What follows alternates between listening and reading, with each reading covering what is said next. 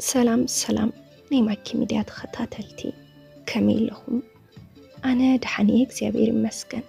ንስኻትኩም እውን ኣብ ዘለኹምዎ ሰላም ክትኾኑ ትምኒተዩ። እሞ ናይ ማኪ ሚድያ ተኸታተልቲ ንሎሚ ሕፅር ዝበለትን ኣዝያ መሳጢትን ኣመና መምሃሪትን ዝበልኩ ዛንታ ናባኹም ሒዝያ ቀሪበ ኣለኹ።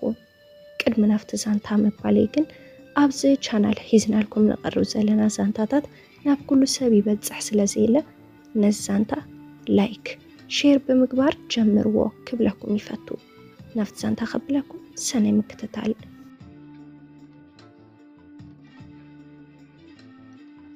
መሬት ዘይዓመሉ ብዛሕሊ ተማሪኹ ኣነ እውን ቀዝሒ ስለ ዝማረኸኒ ንገዛይ ምራሕኹ።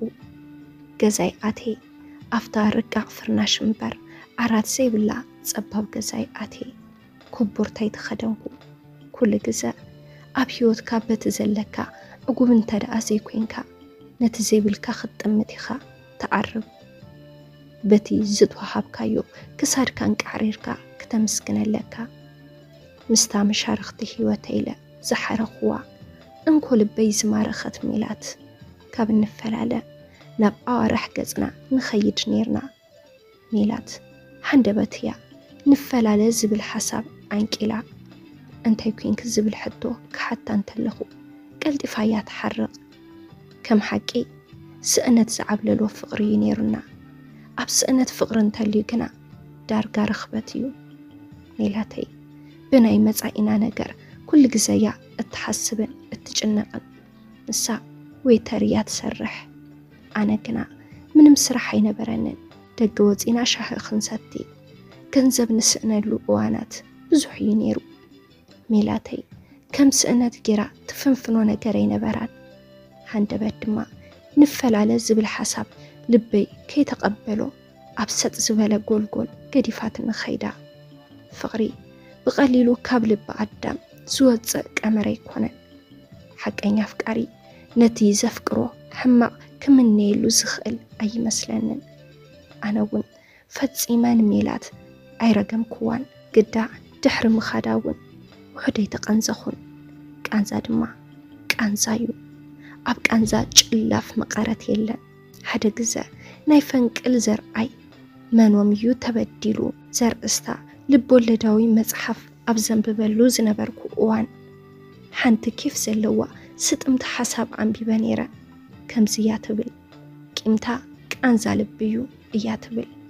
ብልክዕ ድማ ቂምታ ቅድሚ ነቲ ትቕየሞ ንዓኻይ ቃንዛ ዝኾነካ ድሒረ ከም ዝሰማዕኽዎ ሜላተይ ምስቲ ዘስራሓ ዝነበረ ፍቕሪ ከም ዝጀመረት ጥራሕ ዘይኮነስ ኣብ ብዙሕ ቦታታት ምስኡ ክሪኣ ጀሚረ። ለካስ ሓቁ እዩ። ቢንያም ፍስሓፄን ኣፍታ ልቢ ሳሌም ዘርእስታ መጽሓፉ ኣይኮነን ሰብ ከውሕውን ምስ ግዜ ይልወጥ እዩ ክብል። ምስ ሜላት ዋላ ንረሓሓቕ እምበር ቂምታ ዘይብሎም ጓኖት ክንከውን እየ ዝደሊ ነይረ። ዘሕለፍናዮም ምቁር እዋናት ፈፂሙ ካብ ቆፎ ዝኽረይ ዝሓስስ ኣይኮነን። ሕማቕ ክምነየላ ዘይገብረኒ ገለ ክፋሉ ወትሩ ኣብ ዝኽረይ ስለ ዘላዩ እምበር ሓደ ግዜ ካብ ልበይ ዝነቐለ ዘይኮነ ካብ መልሓሰይ ዝመልቕ ሕማቕ ትምኒትሲ ነይሩ እዩ።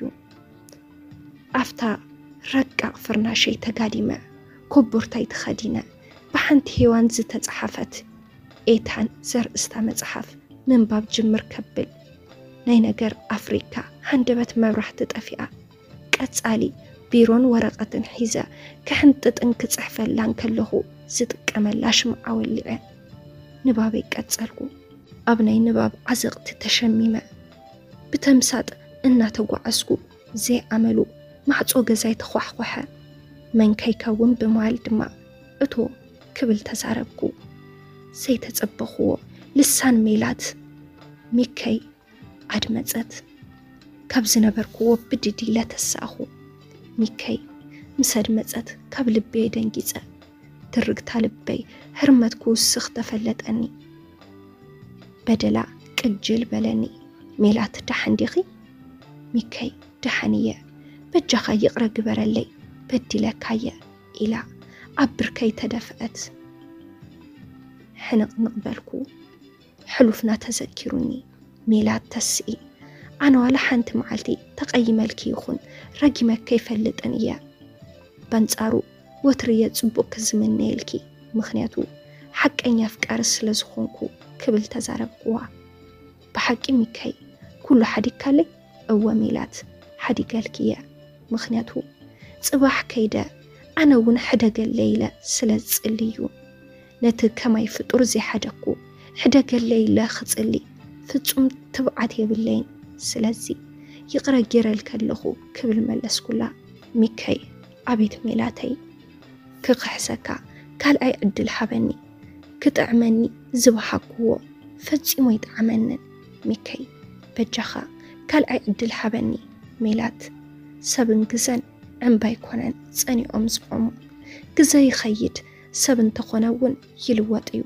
أبسط أحميدا سب كم زي باللين دافلت كمش حق أخيبكني ميكاي بدلي عمينية كنا صحمتي مش فتاري ناس حنا يقبلويو نسو زيج أكنا كمين السخاج أكين كالي ميلاد كبديكو بلي أخني سمعني معنك أف حنسابيو كال أي كيت عنك أفتت أنكغي أنت أنا حدي قالكيا أبا خنصوح لبي زلني أدارش لبي نزقو دنا نايمن بار حبيرنا بفقر خنكادوينا ميكاي سلتي حدقتك يمسكن بعقمي زماسنكو ولبخا نابنو بورك ملس كقادلية مورال نايزازانتا أبقع زوخا حدا كونيو زي قاقة فطور زمزالي زي موت فطور كمزالي خالية حدقت قبر الليلكا ما انتان بتبعتك تسلسي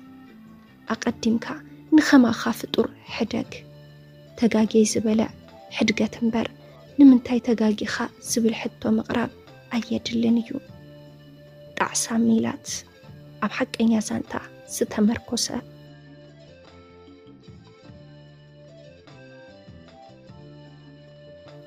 سلام نيماكي ميديا تخطاتلتي نلومي هزالكم قريبا زنبركو زانتا نسي مسل نيرو نزي زانتا انتدا أفتخمو لايك مقبار يترسو نزي چانال حدشتين دحر حاليكم سابسكرايب بمقبار ناي كل شاب تخطاتلتنا خطخونو نلابو أبز چانال حساب رئيتون ترى حاليكم أبناي كومنت مزحف بوتا حساب رئيتوكم كتكرفلنا تخليكم نس چانال لايك شير سابسكرايب بمقبار بقصالي بخالي سانتا بخالي مدب بخالي حساب كسام راخب كسام وداتا مسانا سلز صنعكم كابل بندا مسكنا بزخن فليكم سسنايو